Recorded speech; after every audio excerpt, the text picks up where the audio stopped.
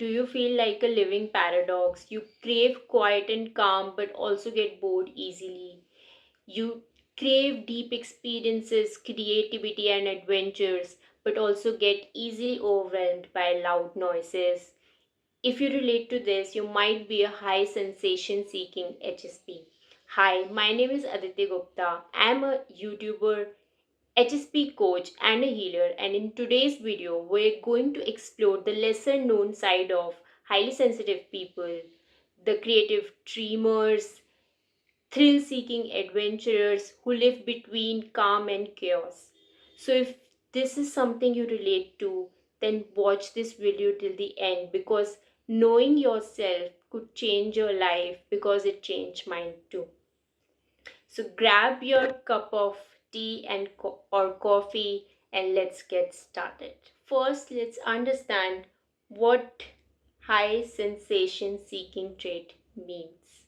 I'll be looking this side because I have my PPT here. So sensation seeking is a personality trait identified by Marvin Zuckerman, defined as a drive for varied, novel, rich, and intense experiences, even when there are risky consequences. So people who crave adventure, who go for skydiving, bungee jumping, who love thrill in their life so that they can feel alive, and people who have strong need for adventure and thrill are high sensation seekers. So there are different aspects to this trait. Thrill and adventure seeking, they have disinhibition, so they could be more impulsive because they are less inhibited. Experience seeking, they seek new experiences, they love novelty in their life. And boredom susceptibility, meaning they are very prone to boredom, they get bored easily. So this is what it means by high sensation seeking. So how does it manifest in highly sensitive people? Because they too feel like they're quite opposites, right? But according to research, 30 to 50% of HSPs also have high sensation seeking trait. So they can coexist, and I'm also a high sensation seeking HSP. So yes, it is true. We are here. So let's understand it a little more through science. So we can understand this through a theory coined by Ellen Aaron. Through her research, she discovered that our brain has two parts. So there is behavior inhibition system BIS and there is behavior activation system called BAS. HSPs, all HSPs have stronger BIS or pause to check system. This part of our brain helps us with analyzing the opportunities before going after them. So this is we can call this fear or inhibition because this helps us measure the pros and cons of a particular opportunity before we go for the opportunity. So it helps us pause and reflect before we say yes to opportunity. So it helps us be more conscious, be more aware, and take any decision with more intention rather than impulsively. So all HSPs have a stronger BIS system. Now, the behavior activation system, while it is not as strong in HSPs, but in high sensation seeking HSPs, they also have a strong BAS system. BAS part of the brain.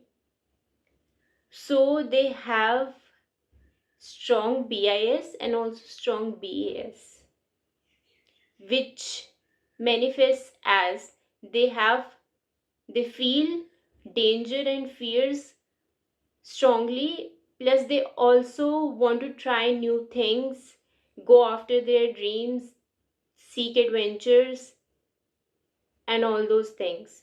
So it feels like they have two people inside them who want to go separate ways sometimes. So the both part of the brain are very active. The strong BAS, which makes people more curious, seek novelty, and eager to take more risk, is also strong in high sensation seeking HSPs. Dr. Ellen Aaron says that most HSPs are like monks. They like a simple life and they're happy with it. But high sensation seeking HSPs crave new adventures, and they are visionaries, dreamers, and they want a more fuller life. So this is how it manifests in a HSP. There is a quote by Dr. Eden Aaron in which she says, she felt like she lived with one foot on the gas and one foot on the brake. That's how it feels when you are a high sensation seeking HS. Now it's very important that you accept both the parts inside you, because having stronger high sensation seeking trait and also a strong sensitivity towards things makes you you have a lot of inner conflict when you both the parts of you feel like so strong. It feels like you have two people in your head. Always one is like go to parties, enjoy life, be an extrovert, but the other part of you is like be more cautious, take time to decide, analyze more. And both the sides are good, both the sides could be right, but you have to understand and find a balance between the two. So I have 4 points which can help you manage your or resolve your inner conflict. First one is look at it as a package deal. So instead of looking it as a burden, look at it as a package deal, because really you have the best of both worlds. You have the best qualities of a thrill seeking person who is on high energy person who loves meeting new people, knows a lot of things because you read so much, you love exploring new things, you are creative, and all those things.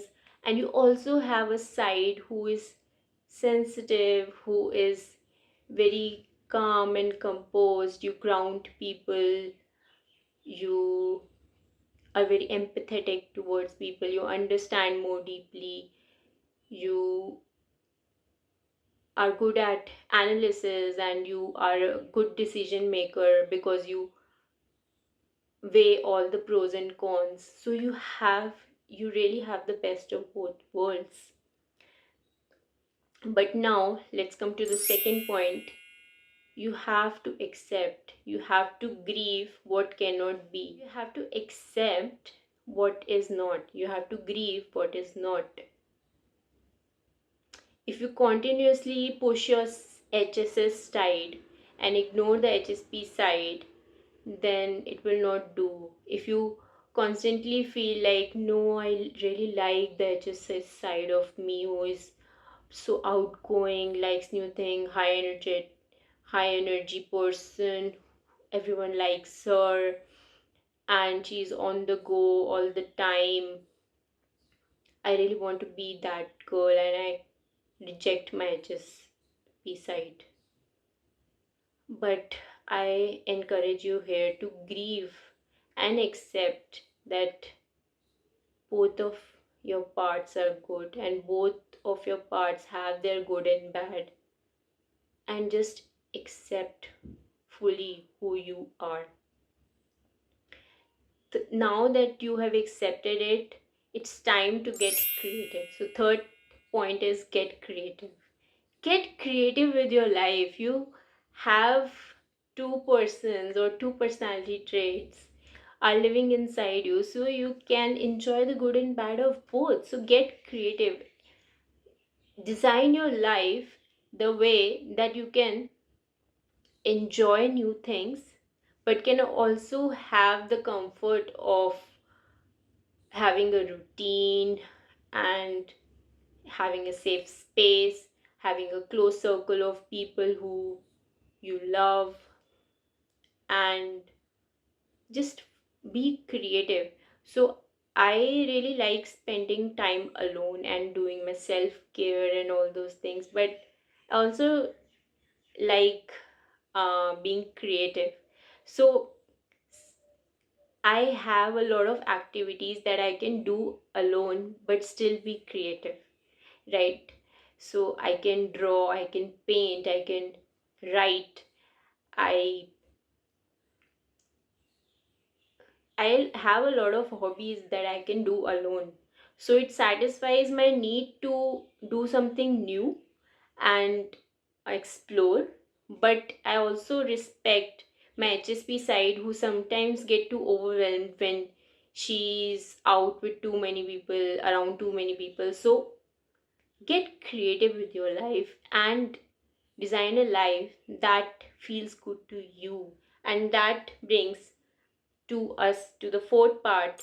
Use each part to bring you what you want. Use each part of you to bring what you want. Do you understand that both of these parts are you? That means you are bigger than these two parts, right? So make them serve you. Make your HSS side serve what you want to do, and your HSP side serve you for what you want to do. If you have a purpose in life, a mission, your work, then you can network with people and use your HSS side for that, to help you connect with more people, be more energetic during meetings. But when you are talking to someone 101, then you can use your HSP side, be more empathetic, understanding, and connect to the person more deeply. So, both of these sides are helping you expand yourself, expand your work. So, use both of your personalities to help you what you want to achieve in life. So, when you see it in this way, then you will be able to resolve your inner conflict and live your life more fully as a high sensation seeking HSP. I want to give my example here. I was always a high sensation seeking HSP, but during my teenage years and when I was little, I used to completely ignore my HSP side. Because in our culture, the person who is little more extroverted, high energy, who like can easily talk to people, who is more outgoing, these are all the personality traits that are more liked in our society. So I used to be more of that, but then I would crash for days, and I didn't know why that happened at that time, because I didn't know I'm a HSP. I got to know that I'm a HSP during last 3 to 4 years, and then I understood, okay, that's why I got burned out easily or I crashed. So learning that I am a HSP is really helpful, and you can actually see that last week I have uploaded a video where I am taking a MBTI personality test, and if you watch the full video you can see how surprised I am, because I took the test, I think 7 to 8 years back, and I came out to be an ENFP at that time. But this time, when I took the test, it came out INFJ. So that completely relates to what I'm saying in this video, because you have both the personalities inside you. I have ENFP inside me, and I also have a INFJ inside me. I was not that accepting of my INFJ part, my HSP part, around 10 years back when I was a teenager and then in my early 20s. But now I'm very accepting of the fact that I also need my alone time. I'm introverted as well, and I also try to include more logic in my decisions, because earlier I used to be very impulsive. I used to take a lot of decisions out of impulse, or to get people to like me more, or um I was also a people pleaser, major people pleaser at that time, and also a rebel. So it was all about other people. Like a people pleaser is also doing something what other people want them to do, and a rebel in also is doing what the other person does not want them to do, right? So the focus is on the other people, but now I'm more centered, more trusting of my own intuition in myself. So you can actually see the surprise on my face in that video when INFJ comes. So you have both the personalities inside you. So I just wanted to share this personal experience, because I know some of you will relate to this. If you do relate to this, please drop a comment below or message me. You can email me. I have put my email, and you can also join the WhatsApp community where like-minded people, like-minded HSPs gather, and we connect with each other. So you don't have to push yourself too hard. Just accept that you also need time to recharge, because you get easily overstimulated as well. You have a very narrow window of tolerance, because you get bored easily, but you also get overstimulated easily. So it's very helpful that you find a balance and manage the two, so you don't get burnt out. We'll be discussing some of the ways you can balance these two, but first let's understand what are some strengths of a high sensation seeking HSP. First, they are highly creative and intuitive. I can tell you from my experience, I've always been highly creative and intuitive. I would sense that something is wrong very soon. It was only that I didn't trust myself before, and now I trust myself more. Second, they have deep empathy plus are visionaries. They are deeply empathetic, they understand people very deeply, and because of this, they are visionaries. They imagine a world which is not here right now. So they are visionaries. Third, they can bring innovation with sensitivity. So our HSS side helps us be more innovative, and then our sensitive sides helps us understand world more deeply. So it's a very good combination. And the fourth is we are excellent at bridging logic plus emotion.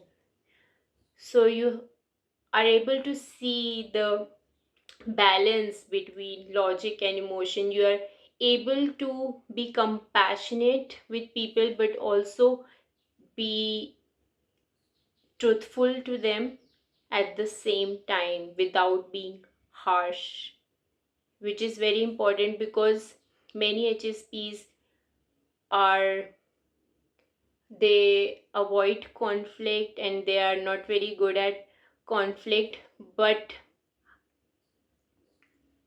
sometimes this outgoing side of us helps us be more comfortable with the uncomfortable. So these are some of the strengths of HSS HSP, and now let's discuss some tips to live a balanced life as a HSS HSP. First is give yourself buffer time between all your tasks. I used to plan my tasks so back to back that I would get exhausted by the end of the day, and it would, like, the exhaustion would lead to insomnia, and then the next day would be the same, and then ultimately I would just burn out. But if you give yourself buffer time in between the tasks, then you can actually go on for the whole day. Yes, just try it. Like if you have a meeting scheduled from 12 to 1 p.m., then give yourself 15 minutes buffer time after that to just reduce your overstimulation, then rest, and this to calm, and maybe give another 15 minutes to just be alone with your thoughts, to process what you just learned inside the meeting, and then start other work at 1:30 p.m. So give yourself that time in between. Second is daily grounding practices like journaling, meditation, time in nature are very, very, very important for HSPs, and like it is more so important for HSS HSPs. It is like your, like how you need to breathe, you need to ground yourself. So take that time to journal, to meditate, to be in nature every day. Third, schedule novelty, don't chase it daily. So you love new things, new adventures, going to new places, talking to new people, but sometimes it's not possible to do it every day. So give yourself that thrill and something to look forward to between a week and then on weekends. So you can schedule it thrice a week or something so that you always have something to look forward to and you don't ignore your HSS side. Then watch for signs for overstimulation. I used to ignore my needs as a HSP and just go after stuff, but that leads to very bad burnout, insomnia, loss of appetite, and many more other things. So don't do that to yourself. Recognize your need for rest, and when you get overstimulated, ground yourself, drink more water, and rest. Like, please accept this need of you. And as we discussed, you need to resolve your inner conflict and accept yourself for who you are. So don't ignore your needs and watch out for the signs of overstimulation. I'm going to make a separate video on what are some signs of overstimulation and how you can handle overstimulation. So do look out for that. And lastly, both Dr. Elian Aaron and Dr. Cooper emphasize honoring both sides. So, creativity and introspection both are important to live authentically as a HSS HSP.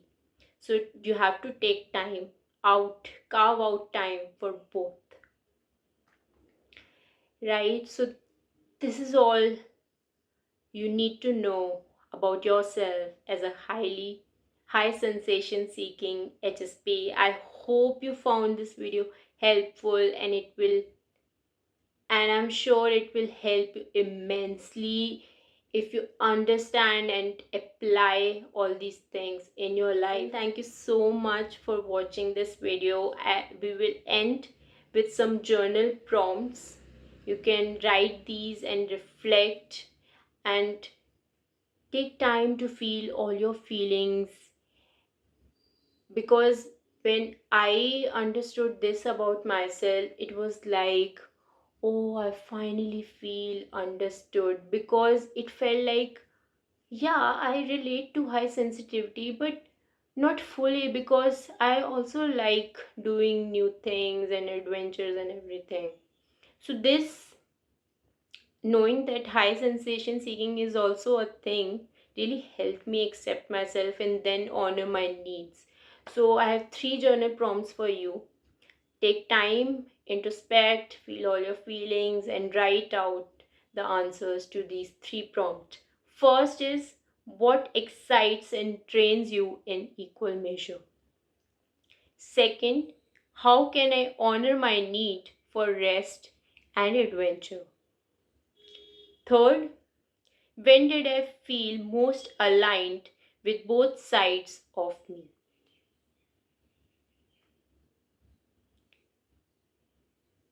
Thank you, and do comment below if you relate to this video, if you relate to being a high sensation seeking HSP, or you have a friend who is one. Do tell them and help them rediscover themselves, and do comment on this video, like and subscribe. I would be doing more videos on high sensitivity. You will get a new video next week. If you want to connect with HSPs who are on a similar journey of self discovery and self growth, then you can join my WhatsApp community. The link is in the description below. And thank you so much for being here and being part of my YouTube community.